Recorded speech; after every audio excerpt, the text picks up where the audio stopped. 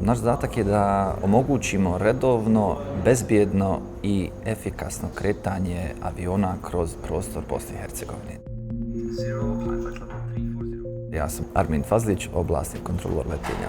Brojevi u jednom danu, 24 sata, su 1650 aviona preletilo je preko Bosne i Hercegovine, a u jednom satu 120 aviona je preletilo prostor Bosne i Hercegovine. Broj preleta će da raste, ljudi žele da putuju, da idu na razne odmore, destinacije ili šta već, a BiH se nalazi u koridoru koji je veoma interesantan i bitan u svom tom tranzitu letova iz Evrope ka ovim nekim interesantnim destinacijama.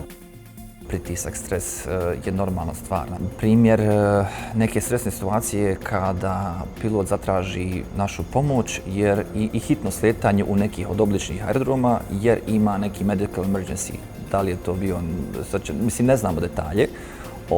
Uglavnom oni zahtijevaju našu brzu reakciju jer recimo avion koji je preliče preko Bosne i Hercegovine i na primjer treba da leti do Njemačke, u Minhena na primjer, traži hitno divergiranje do Zagreba jer upravo zbog tog hitnog slučaja onda mi moramo da brzo odreagujemo i da sklonimo sav saobraćaj da bi taj avion mogao brzo i efikasno da sleti recimo u Zagreb.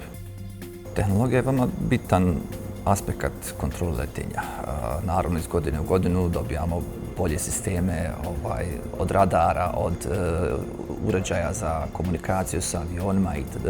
Naravno opet mimo tehnologije ključna stvar su kontrolori, sami ljudi. Kontrolor letenja postaje se veoma jednostavno. Morate proći određeni niz testova, od engleskog, od medicinskih kontrola, psiholoških i taj neki famozni FEAST test gdje se pobliže provjerava vaša sposobnost snalaženja, rada pod pritiskom i sl. Ako zadovoljite sve te testove, onda krećete vašu obuku koja traje između 2 do 3 godine.